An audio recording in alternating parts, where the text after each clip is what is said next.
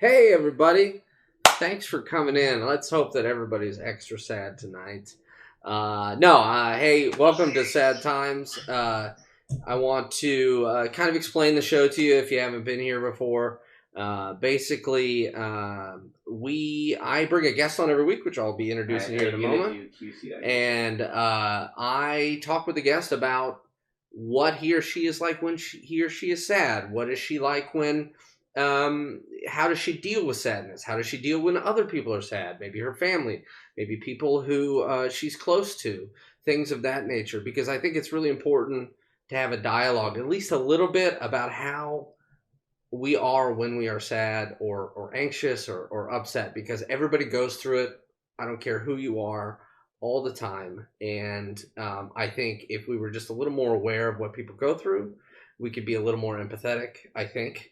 That's my hope, at least, and be a little more aware that, hey, maybe that person has their own struggle, just as I have my struggle, and maybe I'm not going to be quick to judgment. So that's kind of what we're doing today. Speaking of, I'm starting in here with my dear friend Lauren. Lauren is here. Hi, Lauren. Hi, Kevin. How are you? Are you okay? Yeah. I'm okay. I'm okay. Thanks for having me. Yeah, thanks for being here. Well, you're sad. Yes. Yeah. Yes. No, I wouldn't lead with sadness, though I lead into it. What does that mean? I am somebody who likes to be sad at times. Like times you can control? Yes. Yeah.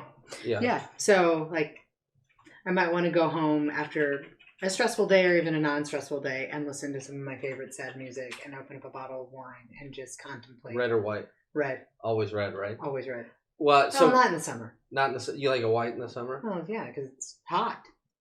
It gets hot in Chicago. I'm Yes. waiting on that shit. Well, yeah. Well, that makes me sad. Yeah, it doesn't. Yeah, the beautiful weather that we had sad. on Monday and Tuesday, and I was hailed on. Yeah, yesterday. Me too. I was just going to get my New Orleans kitchen food, and I was hailed on. That made me sad. So I have to ask you. Yes. You said you lean into sadness. I Does do. that just mean go home, have some wine, listen to some sad music, or is there other ways that you do that? That's usually my go-to. If I am sad, I will find ways to just embrace it, because I know that sadness is like a natural emotion. It's my body telling me something. Oh, that's interesting. Yeah. So I don't want to rush it, and it's an opportunity to check in with myself. And I think oftentimes we try to rush through to results. Yes. And so if I'm sad for something, or because of something, I want to allow myself to be sad. So do you try to, by playing that music or drinking that depressant, that wine, do you think that you're trying to elongate it or trying to enhance it? I think I want to enhance it. Okay. So my brother and I talk about this a lot. So I have a couple of siblings, and we talk about this thing of finding yourself in a music video. Right? In a music video, emotions tend to feel really epic and really important.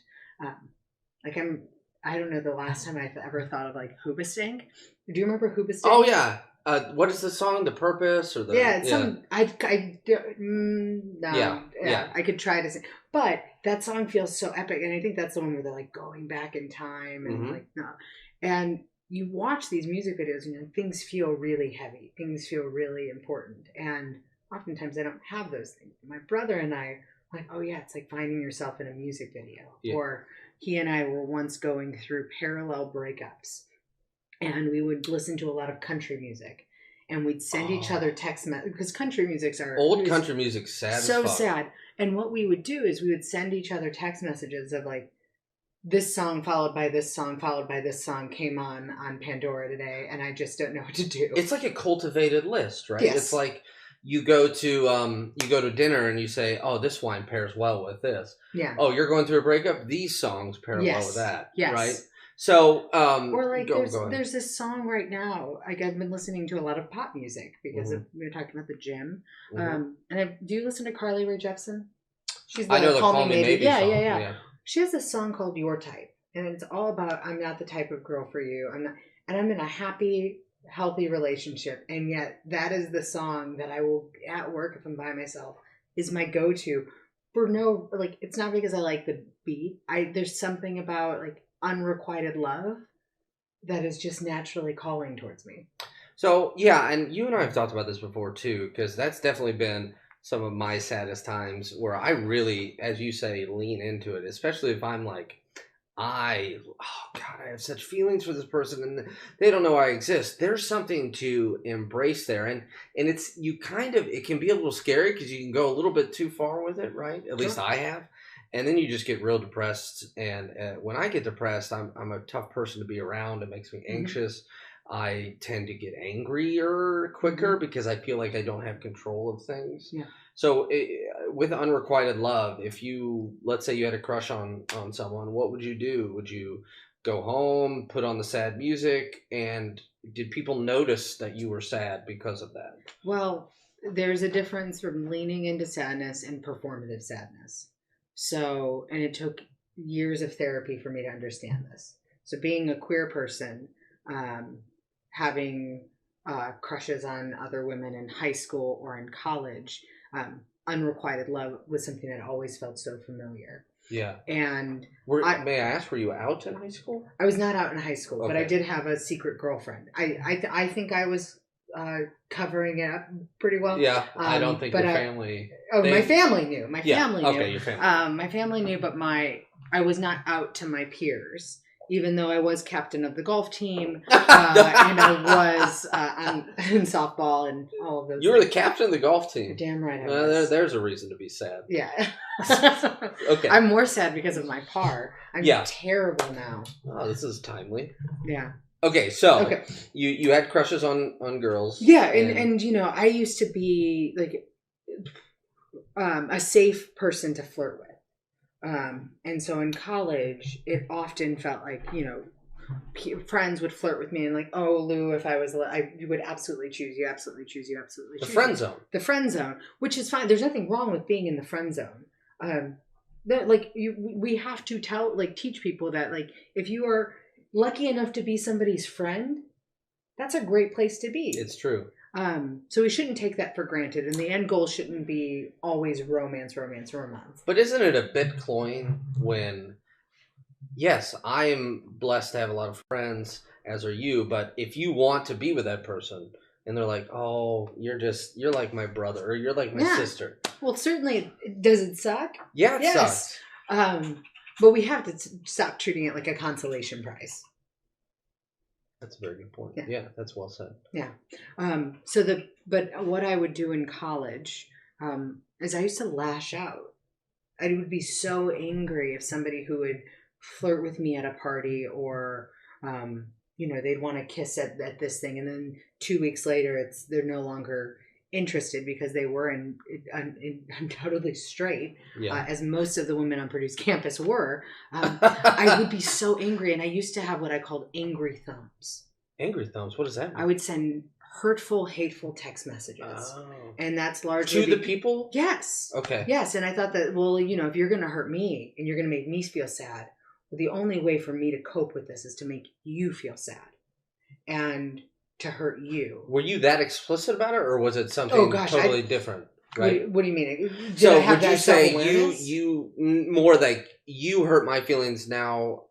I think you're fat, or whatever it is. Would you say, or would you just say something totally unrelated, and they'd be like, "Where's this coming from?" No, it would largely be rooted in like you are taking advantage of me, but not in so kind words. Yeah. Right. Okay. And I think a lot of that it stems from healthy conflict resolution.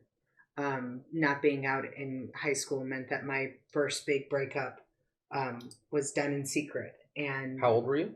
I was 16. 16, and how long had you been with the person? Well, I was actually 17 when we broke up. Almost a year. But when my high school girlfriend's mom found out, she transferred her to a different school. And just because she had been dating a woman? Yeah. She thought that would solve it? Yes. But apparently it did, because she too is straight.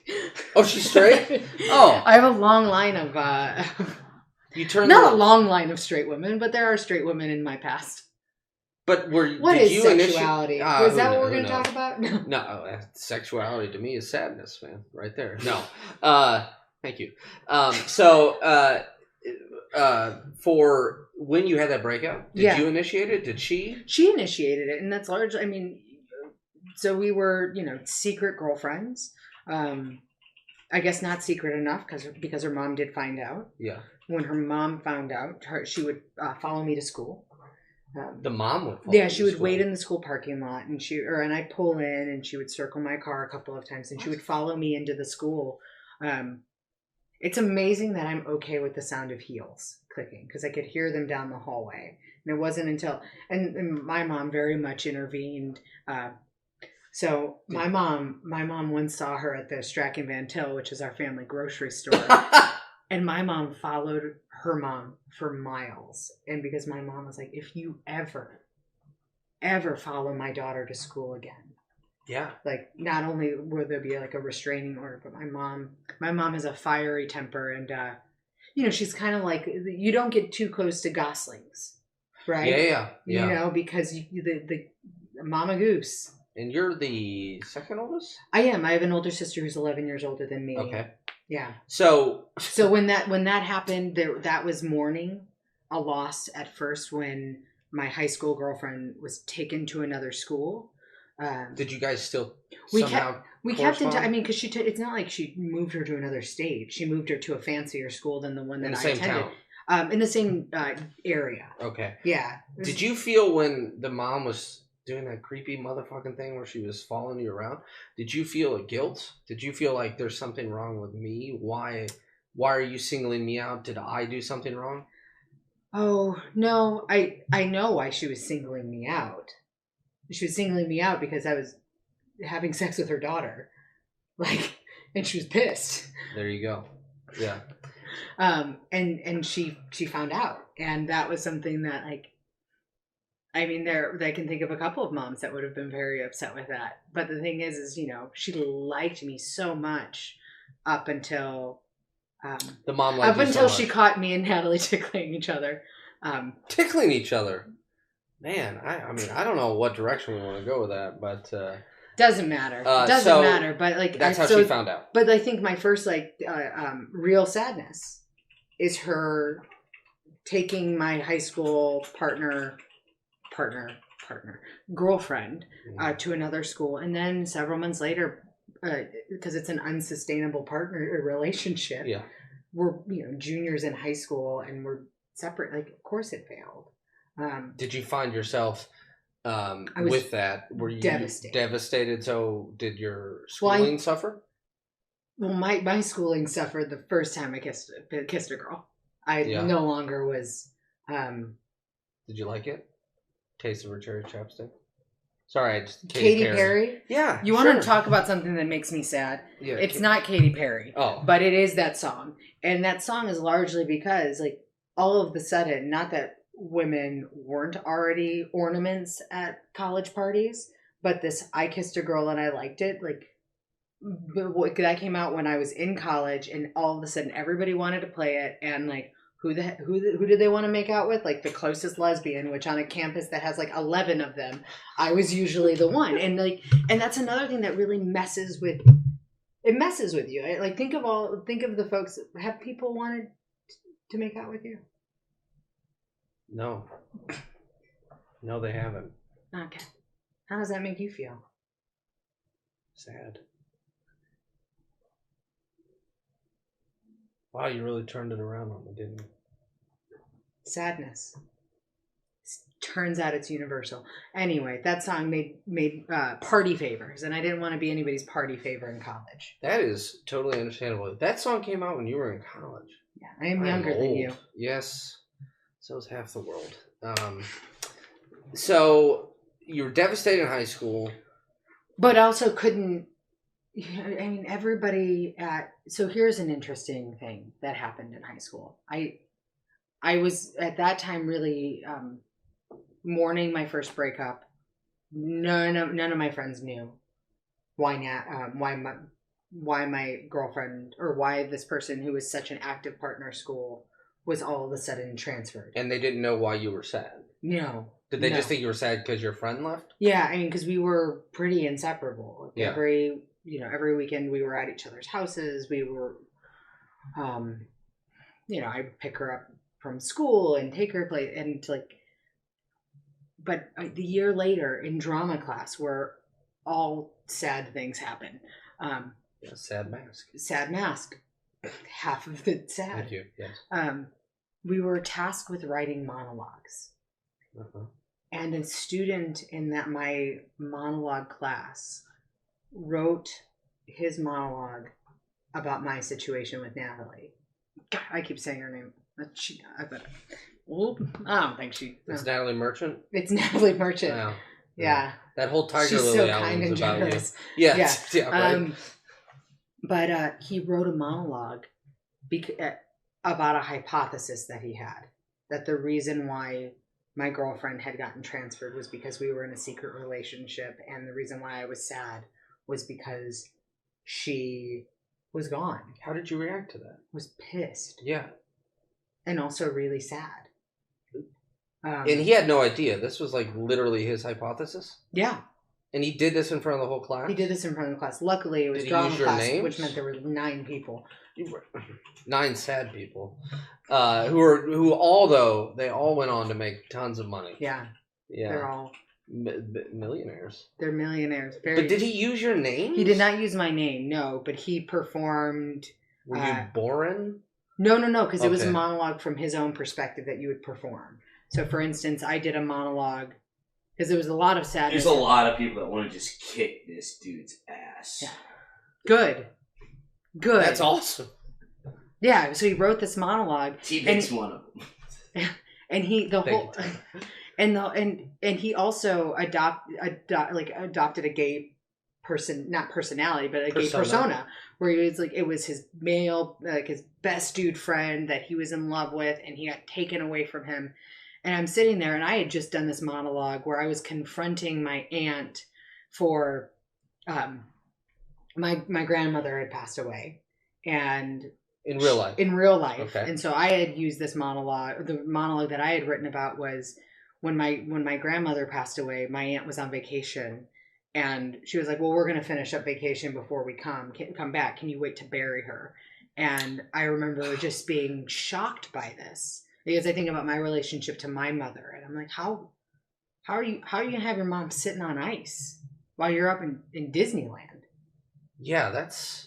So that was my monologue. So I get done doing this monologue, which is terribly written. Like it's not a good monologue. But did you feel really strongly about it? And you felt really emotional with it? I set the scene of me fake drinking coffee at the funeral home. Fake drinking?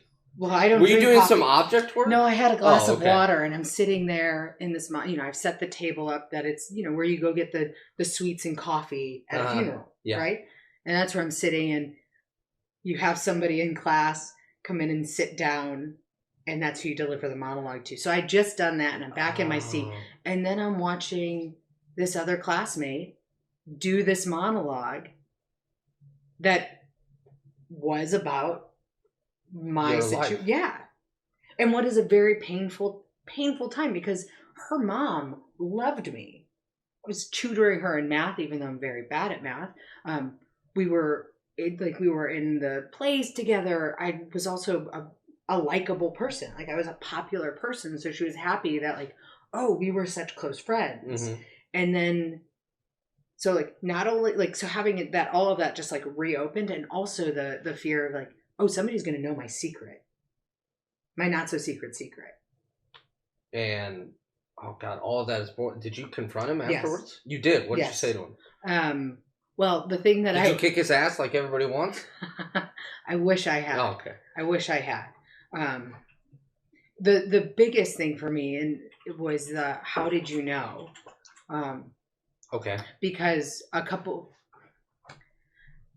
so my family just recently found out about my first bout of unrequited love, which was pre this person. Okay. Yeah, but it was my first crush on a girl. Uh-huh. And she was the lead in Hello Dolly. And I was Ernestina Money. And I would take her home from school, and I was so convinced that Wait, sorry, you'd give her a ride? I'd give her a ride home from school or from rehearsal, and she'd been like dating this other girl in college, or not in college, this other girl in high school who was a year older and who was out and who was proud, and she had like tattoos and she played acoustic guitar and and I hated this girl because she was out. And she was proud. And she was proud. Is that what you wanted to be? Of course, yeah, I absolutely wanted to be out, but I was too much of a coward to be out. It took me a long time to find my own identity. I spent so much in college being really proud that you didn't know I was gay until you knew I was gay. I never wanted to be a 100-footer. I never What's wanted 100-footer? Somebody you know is gay 100 feet away, which I am now. Yeah. Very. What? But like when you met me. Actually, I didn't know you were gay. Right, because I was still performing straight. I was like, yeah, nobody knows until they know. Yeah. But with this person who was a year Phyllis Diller played Hello Dolly. No, maybe? I don't know. No, I'm thinking of Carol Channing. Sorry, go ahead. But they had a public breakup because this person that was older, the junior when we were both sophomores, like went through her friend group so quickly. And so I thought, well, if Kate, I'm going to call her Kate, knew that I liked her, then she would forget all about Michelle, the older girl. Yeah, Michelle. Michelle's the tatted up one. And so, the tatted up one who plays acoustic guitar, and every person loves her. Real quick, was this also Natalie Merchant? It's all Natalie Merchant. Yeah, okay. I think that's the moral of the story. Yeah. And so we're in rehearsal for Hello Dolly over Valentine's Day weekend, and I convinced myself that I'm going to ask Kate out. Okay. And so I bring a gas station rose. Did you stop on the way to rehearsal? You're damn right I did. Yeah. Well, of course, because also I was not out to my parents yet, but I was going to risk all of this for Kate because she was the lead in Hello Dolly and she smoked cigarettes. I thought she was the coolest. Phyllis Dillis. What are you yelling about? Somebody's just writing Phyllis Dillis? Phyllis Dillis? Biggest dickus? Okay, so you get beautiful natural rose. And so I wait for break. At rehearsal. And I ask her if we can have a conversation in my car. And I've strategically placed... In your car? Well, I didn't know where else to have this conversation. Were you guys going to be sitting as close as we are now? Did she sit on the rose? Yes. So, and I had to be like, I'm sorry, that's for you. And she was so confused. And I said, was wondering if you'd like to go out with me. And she said no. And then I asked her if she would not tell anyone. Because not only had I been rejected, but I also wasn't out. And the first person she told was Michelle. And then Michelle told the other girls on the junior softball team, or the varsity softball team. And I got confronted on the softball bus about whether or not I was gay. How long after? Oh, that was the next week, like Monday. So I had she wasted, I can only imagine that she went home and called Michelle. And so I'm on the way home from a softball game and I get on the bus and this other girl comes up and is like, I hear you're a dyke. And of course I was like, just devastated. And the way that I played it off was like, well, Michelle, because she's like, well, Michelle heard that from Kate. I was like, well, they smoke pot. So they clearly don't know what they're talking about. It was the best argument I could come up with. That's pretty good, though. Okay, yeah. So one. Yeah. She could have, picked any other word. She used dyke. Yes. And two. I hear you're a bully. dyke. Bully. She was a bully. Yeah. Get out of my house if you're not cool with smoking weed. No. Totally. No. Listen, we're talking about 16-year-old, not a rule breaker. Hey, can I say something too? Just a quick story on that is I was in the marching band, and when I was a senior, I played the tuba. Yeah, it was about the same size as me at the time, and a guy who I was friends with, I found out he smoked pot, and we were in parade formation, about to go out to do a parade, like a Christmas Day parade or something. And I walked down the line. I walked in my full marching band uniform with the hat on, and I got in his face and I said, "Is it true?" is it true that you smoke pot? You tell me! And he's like looking at me like, what the fuck, man? And I get it. Yeah. I was real upset about that shit. Yeah. And I can understand, I would say something like that too. Well, and I was trying to play off like they must have heard it wrong, or they must be confusing me with somebody else. Okay. So you're compounded here, so right? Yeah. These two things are coming together. Yeah. That makes me so sad because I've had situations like that, and I think a lot of people have, where you try to ask somebody out, you try to broach that subject, and they are confused. Yeah. And then that's just mortifying. Yeah. And it compounds the sadness, and then you say, please don't tell anybody. That breaks my heart to hear that. Because I've never had to live with that. I've never had to say, please don't tell anybody I'm straight. Right. That's awful. Yeah. And then she just went and told people. Well, and also... Did she keep the rose? Yeah, because I was like, you can take the rose. And what she did for the rest of rehearsal that day, because we had like a long Saturday of rehearsal, is she would take the rose and rub it against her fucking face. Was she looking at you while doing it?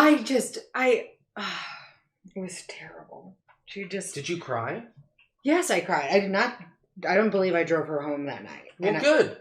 Yes, so she probably didn't ask. She's probably already figuring out a way to tell Michelle. Maybe Michelle came and she picked just her would up. just like sit there. Oh, Dolly never had a rose slapping against her face. Oh, it was terrible. And of course, everybody's like, where'd the rose come from? And I can't tell you that. Okay, so I have to ask you, kind of going back on what we talked about earlier. You mentioned your mom. Yes. And you mentioned that great story about your mom following this crazy high-heeled woman, serial mom. Are you close with your mom now? Yes. And your parents, they're still married? Yes, 39 years. They've been married 39 years. Yes. Holy cow. Yep. That's amazing. So, how did they meet? They met in a bar on dates with other people. Say that again. They met in a bar on dates with other people. So your mom was on a date with a guy. Yep. Your dad was on a date with a woman. Uh-huh. How did they find each other? My dad winked at my mom. He winked at your mom? Uh-huh. Yeah. And my mom winked back. And my dad sent the confirmation wink. What does that mean? Is that the third wink? It's a third wink. Yes, I got your wink. Yep, that's where I got the sweet skills that I had in high school. Yeah. So he'd been to the gas station too. He'd been to the gas station, probably Cologne. Yeah. They met. So they met somebody came in, distracted my mom's date, and so my dad did let's go to the back, because they both worked at the same hospital. My mom in the credit union, and my dad in the. But they didn't know each other. They didn't know each other, but they kind of knew of each other. They'd never met. And they ended up making out in the back of this bar. Well, my dad had his date, and my mom had her date. And this was November 30th, 1979. Smooth. And my dad kept saying to my mom, which I now know what this means, I just want to buy you breakfast. Let me take you out for breakfast. He just wanted to sleep with her. Yeah, as it turns out. And my mom said, well, you have somebody here. What are you going to do? My dad's like, I'm going to get rid of her. So he goes up to his date and says, I'm so sorry. I feel really sick. So she's like, I'll take you home. And he said, no, I'll get a ride from somebody else. So then he's standing by, so she leaves and he's standing by the exit. Like, I can imagine like chest out, look what I've done. And my mom's date comes up to him. It's like, you need to leave her alone. And the thing that further complicates it is my mom's date was my dad's boss. And so my dad... Wait a minute. Your mom was on a date with your dad's boss. Yeah, my dad was an X-ray tech at the... So then your dad is trying to steal his boss's date. Yeah, so he tells to buy her breakfast. Yeah. Already made out with her. After he'd made out with her. Yeah. He'd already made out with her.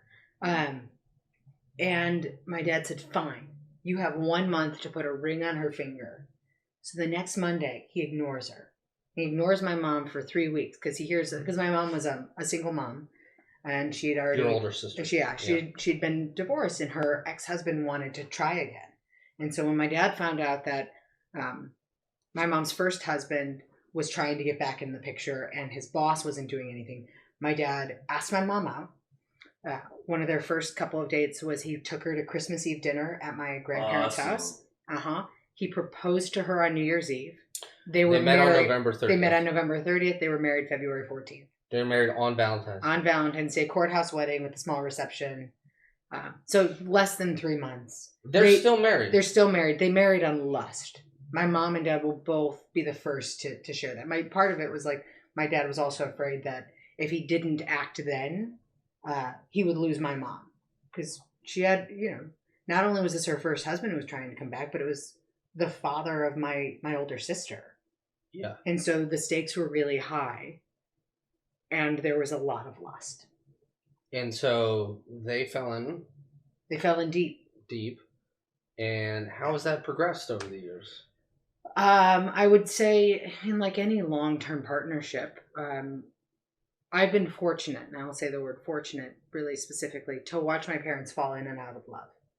What do you mean by that? It's given me a realistic view of what partnership is, what long-term partnership is. Okay. And it is hard, and it requires work, and it requires thoughtful work. I'm in my 30s now, and I think about my partnership, and I love Erin, and our lives complement each other so well, but I also know that she's going to be there for the hard stuff because I'm looking at the hard stuff. I'm looking at the last third or quarter of my parents' life, and I'm gonna How old are they now? 63 and 65. So, and they're in healthy condition. According to my mom, her doctor said that she has a 35-year-old heart, which my dad says bullshit. But I was like, Dad, if mom's heart is 35, what is yours? It's like probably 95.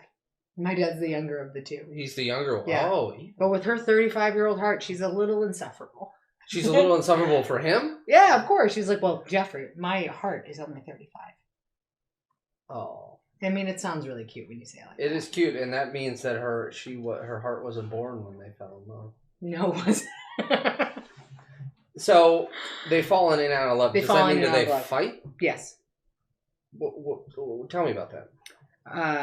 I would say my parents are both Scorpios. That's October. Yeah, the end of October, November. Oh, my sister's a Scorpio. They're fire signs. Yeah. Okay. So you can suspect how one of the ways that I would often preface or prepare a partner when they would come over to meet my family for the first time is, listen, we laugh loud, we love loud, and we fight loud. Yeah, that's true, I think. Yeah, for sure. And my parents are no exception. They fight loud. Yelling. Yeah. My parents yelled a lot. And did you ever say to them, like, if you guys, something to the effect of, if you guys fight so much, then why are you together? Of course. In high school, I remember a particularly big fight when I was a senior in high school, about to go to college. And they were having a really nasty argument. And I think there's a lot of, well, why are we doing this anymore? Why should we even be together? They're saying that in different phrases, some not so eloquent or nice. And I remember sitting on the stairs and saying, well, if you're going to divorce, just do it already. Because I'm going to college and I'd like to get better financial aid. And then my younger sister was like, how dare you, Lauren? And I was like... And so you were trying to be funny. I was trying to be funny. Deal with the pain and the sadness with humor, right? Yes. Yeah. Well, at that time, certainly. Yeah. Certainly. So you what, 17, 18 when this was going on? They did not get it. Yes. You were just numb to it by that point. And I was so numb to it, and I also had adopted their conflict styles and their lack of conflict. And so what I sometimes see is a lack of conflict resolution. They've gotten better about that in their old age. But when I graduated college, and parts in college, but when I got to Chicago, I realized that I was somebody who was emotionally abusive. Verbally abusive to my partners. Your partners. Yeah, okay. Because I thought it would be okay if you yell and scream. I used to be very much the same way. And I remember one of my first relationships in when I got to Chicago, we had this awful argument, and I sat in the car and cried, and this wasn't leading into sadness, this was just being sad, and I was so sad at the way that I talked to somebody that I loved. You feel a lot of guilt. Yeah. And so I've started to find that sadness is a catalyst. What do you mean? Like sadness drove that sadness in myself, like for this partner who I was hurting, that drove me to therapy, to really always ask the question, what am I trying to achieve? So if I go back to, remember we were talking earlier about in college, like angry thumbs. Yeah. What I was trying to achieve was to hurt somebody. Because you had been hurt. Yes, and I don't have a right to hurt anybody else. But you felt in that moment because you were emotional. Yeah. Of course I have the right to do this. Absolutely. You did this to me. Yeah, and it took 2.5 years of therapy once a week, every week, to know that like I'm allowed to feel pain. And I'm allowed to hold somebody accountable if they've hurt me. But I can't respond to hurt with hurt. Sure. And you think you learned that from your parents? Responding with hurt to hurt with hurt? Yeah. Yes. And also because my first big breakups were so secretive that I didn't really process how to handle how to go through a breakup healthy. And so I think about that a lot now with generation today. Yes. And we think about school shootings. And we think about I think about all of the emotions I felt in high school. And now I imagine if I was also dealing with the internet at that time. Oh, I can't imagine. And Signs suck. Who sucks? Signs. Yeah, astrological signs. Oh, astrological signs. I got you. Yeah, no. I'm a Taurus. What are you? I'm a Sagittarius. Yeah. Okay. So, yes, the internet is just... Yeah. But I think a lot about, with the work that I do with storytelling, around, well, how can we help generations now with healthy conflict resolution? And with storytelling, and often are these stories about conflicts in somebody's life? Every good story has gotta have conflict. Yeah. Right. Yeah. So I have now, through like trying to really figure out like how to have healthy conflict resolution, and to always be thinking, what am I trying to achieve? Are you able to still think that even when you're like emotional? Yes. One, I'm lucky that I have a partner who, if I'm really sad or really angry, and even if I try to have a good old fashioned fight with her. Yeah. And she refuses to give in. She just refuses. Isn't that fucking maddening? Well, yeah, because she'll say, I don't want to fight with you. And it's really hard? Having a fight with somebody who doesn't want to have a fight with you. It takes out all of the pleasure of a good old-fashioned fight. My sister and I talk about this all the time, and I grew up in a very similar type of situation. Yeah. My parents are still going strong. Yeah. No, they're not. But, I mean, they're, of course, both still alive. But they got divorced when I was 8. Yeah. And... it's like, they're not going... No. What does that mean? No. But if I'm with a partner in a relationship, I want to fight, and when I get mad, and if they're like, I can't do this, and they have every right to get away from it, and Kelly and I, my sister, who will be on in a few weeks, we are like, why won't you just fucking fight with me? Yeah, because that's what I want, and when people say I'm not going to fight with you, it's just even more mad. Yeah. I'm going back to country music, which is so sad that we were talking about the Pistol Annie song earlier this week. You and I were. No, which song is it? It's called "Best Years of My Life." Yeah. But there's that's a great song. But the last song called "This Too Shall Pass," and it starts with like, if you think if you're doing something right, then it's only because I want a good old fashioned fight. Like, and it's all about like this too shall pass, and like. Yes, we're right, but we're right for each other. But the thing that I want right now is just to fight with you. Yeah. And yeah, with Erin, I try to fight with her so much, and she'll be like, "Have you had any water today?" And you want to know what sucks is when you're like, "No, I haven't had any water." Yeah. Because often she does not engage. No. Well, now I'm a little mad. Yeah. Well, I mean, the other thing is, dude, her father passed away at a young age. So she'll sometimes talk about like she didn't watch her parents fight because her father passed away when she was 5. I grew up watching my parents fight. Yep. I grew up watching my parents fall in love. Sorry, did you see an exhaustion on your parents a lot? Of course. They had 3 kids that were so young and close to each other's age. Well, that loss. Yeah. There you go. But I mean, like, after they would fight, would they come to you? Not then. Certainly now. And now, as they're older, And you said, you were talking about Erin, you and Erin, she'll be there for the hard times. One of the things you mentioned was when your parents get older and pass away. Do you think a lot about that? I do. I think about, I get bouts of existential dread. About their death? Yes. And which I mean, that's rooted in our healthcare system. Yeah. It's rooted in, I work in nonprofit. We are growing up in a generation, like, have you had a friend do a GoFundMe because of an unexpected medical tragedy? I know people. Yeah. Nobody's been a close friend of mine, but yes, of course. Yeah. I think about that oftentimes with my parents around, like, if something serious were to happen to them, how am I going to be able to support them? In the way that my mama lived with my parents at the end of her life. And like that was what you do. You take care of your family, yeah. And over the holidays, my dad and I had a fight about It's a Wonderful Life. Really? Yeah. Which is I love that movie. And Aaron and I took my parents to the double feature at the Music Box of White Christmas and It's a Wonderful Life. And we're watching It's a Wonderful Life. And I think so much of the movie still holds up. Sure. No man is a failure who has friends. Uh-huh. But he's seeing Clarence, right? And it's the end of the movie, and he's running around, and and we've found out that his brother died, and because his brother died, all of the men in World War II died. His mom is devastated and sad, and she runs a boarding house. Yep. The man who owned the bar is... He's an angry... Yeah, and Mr. Gower is a drunk because he poisoned a kid. And he's like, tell me about Mary. Tell me about Mary.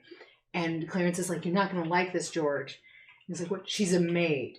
Yeah. And everybody bursts out laughing in the theater, including myself, because Mary is a librarian and she has glasses. And this is the worst possible thing that we could think to have happened to Mary Hatchett, right? Yeah. And so we laugh. And that is something that my dad takes so much offense to. Why, you've never laughed before. You never laughed before. And the way that I tried to equate it was like, Dad, when we discovered electricity, were people expected to still be in the dark? Mm-hmm. But he wouldn't let it go. And he kept bringing it up. Did he fight with you like he fights with your mom? No. Because they like to one-up each other. Oh, okay. They like to really go at it. And we just had this really terrible argument of trying to really see each other's side, and me trying to say, like, Dad, like, through a 2019 lens, this feels really dated, that the worst thing that happened to Mary is she has glasses. I also don't believe that there's a library in Pottersville. Like, that feel right. That's the biggest tragedy of them all. Yeah. It's not tragic that there's still a library. It's just surprising. Well, I'm saying if there wasn't a library. Oh, yes, that would be. Tragic. So, yes. That's silver lining. They still have a library. Yeah. And so then the next day it's Christmas, and we're watching family videos, and they're playing videos of my first Christmas. And I was born around the holidays. I was born December 4th.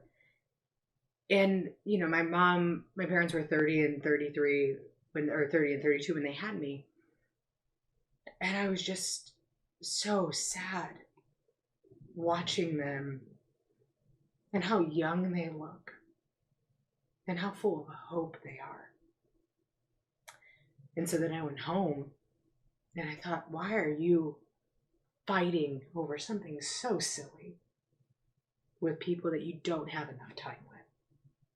And then, my partner, God, I picked her up from the airport that morning. So she was, this was after Christmas, 2 days later. And I just sat in the living room and cried. And I called them both. And I said, I'm so sorry that I let my need to be right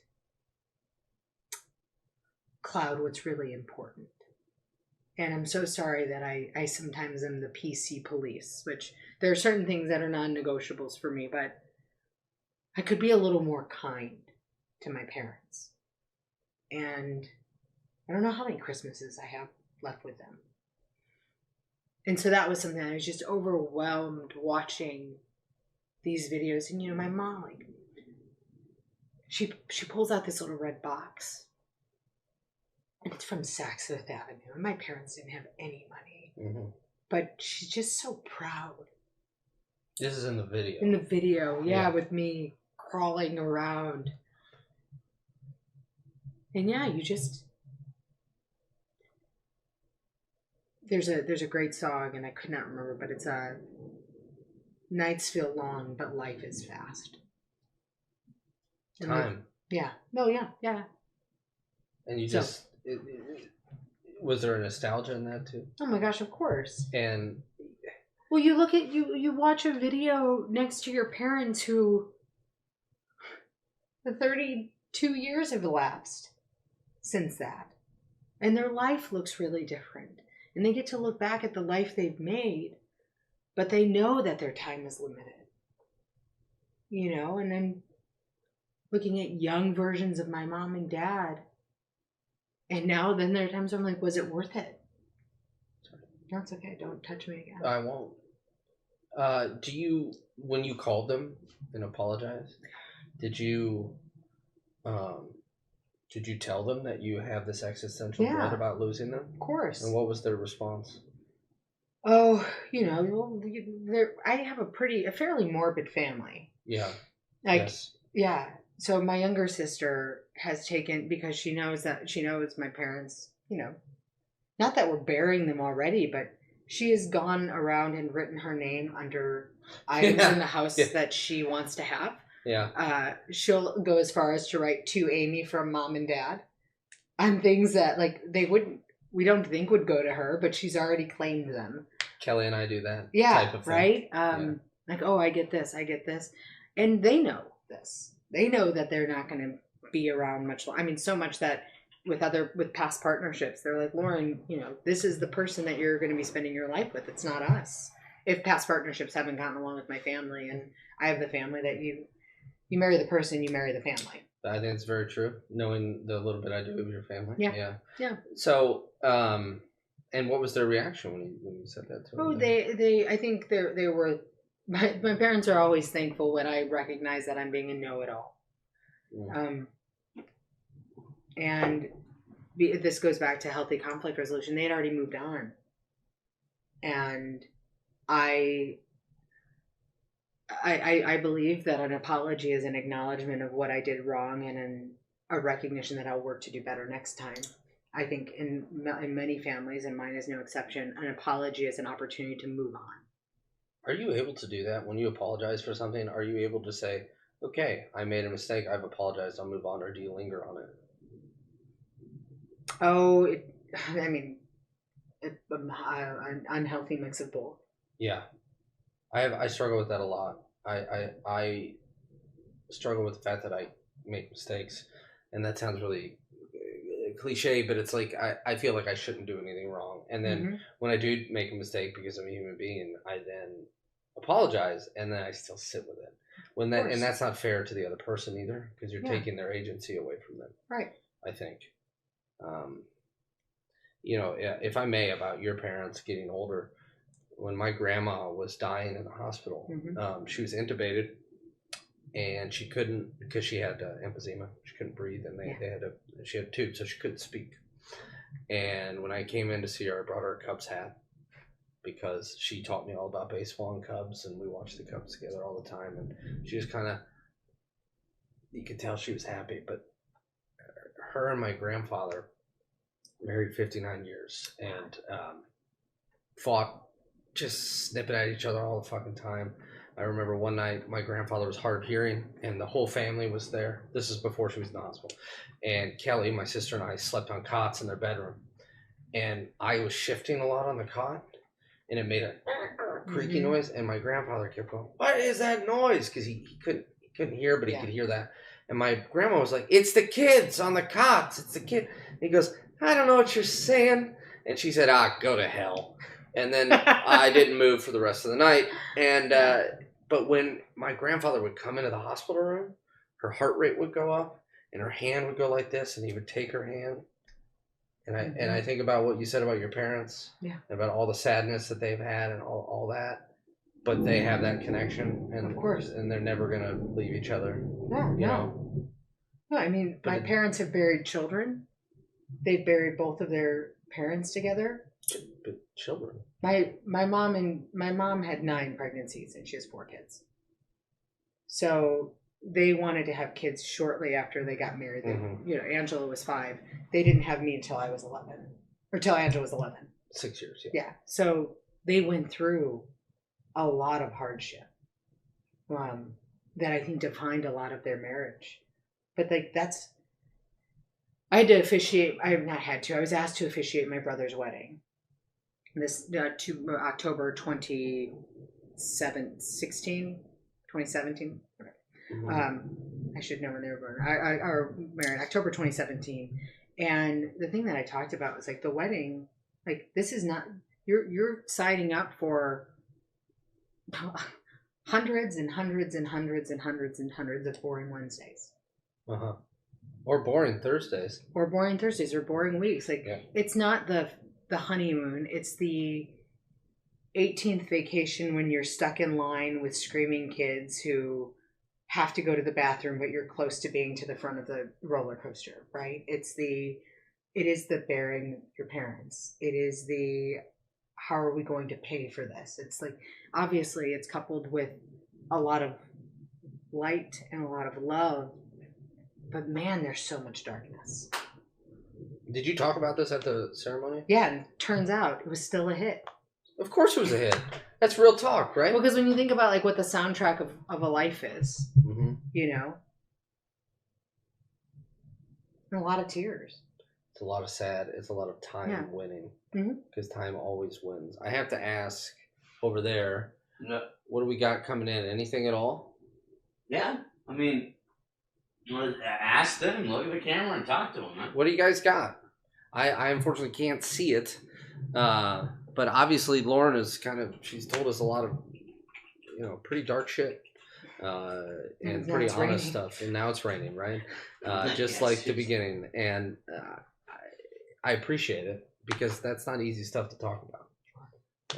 And I'm so happy that you took that sadness as a motivator, or it wasn't motivator. What was the word you used? Catalyst. And I remember when you did go through therapy. I'm still in it. I've been going for 29 years. I'll figure it out one of these days. Yeah. But does this sound like anything? I mean, I figure that everybody heard their parents fight. Everybody's going to lose their parents. Yeah. Yeah, these are things that make... Yeah, it's exactly. That's what I was going to say. This is not something that makes me... If you had a measure, and I think it's a good question for both of you, what has been harder? Becoming an adult, like a true adult, or actually being an adult? Being an adult? Like, we all go through kind of our path. And I think those stories are they can be different, but can be very the same. Yeah. But which one's been harder? Oh, man. I think I can make the argument for both, but I think being an adult is probably, in the end, harder because it's about accepting who you are with your flaws and trying to do better. Whereas, at least for me, when I was, quote, becoming an adult, we'll say college, I had a safety net, an emotional safety net, and I always had time ahead of me. Yeah. And I don't feel that as much, even though I'm still young. I think about that a lot, how I feel like I don't have the possibility I did then. So I think it's harder for me because time is being taken away. What about you? So it's very much reverse for me. I think my path to becoming an adult was largely, it was delayed. It was mid-20s to almost 30s. It was a whole long time of becoming an adult and figuring out how to have healthy conflict resolution, how to be okay with my own identity, how to be okay with the way that I exist in the world. And it's very sad to walk around. So you would say you were a kid till you were 30? That's yeah. Well, I mean, the way I would fight, certainly. I will sometimes joke about, when we have to pay bills and rent and what am I going to cook for dinner? Oh gosh, being an adult is so hard. Oh, this term adulting, which I don't really like. Yeah. Yeah. just being a person. But the path to becoming who I am today is was much harder than existing as who I am today. Yeah, that's well said. And there's probably a lot more confidence and a lot more self-awareness now than when you were coming into what you are. And you'll probably say the same thing 10 years from now. Sure. Oh, yes. My thing, what I love about life is every time I think I was like, okay, got it, figured it out, good spot, life just fucking says, you don't know shit. It's true. And then it just beats you the fuck down. Every time. Sorry about that. What else we got? Anything else over there? No, I think we're about ready to pass it back to the T-Bic. Yeah. Thanks for everybody for coming out, for sure. Yeah. Lauren, thanks for coming out and talking. Thank you for having me.